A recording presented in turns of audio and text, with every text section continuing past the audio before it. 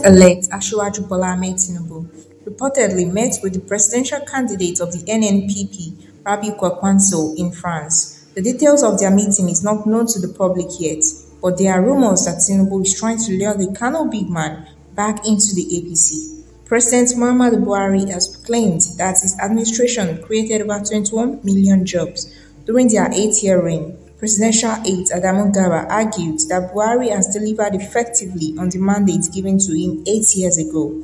Candidate of the Labour Party at the last election, Peter Obi, has joined millions of Nigerians to mourn the passing of actors who died during the week.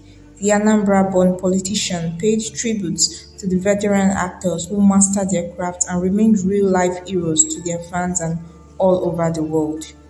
Did Buhari truly create 21 million jobs?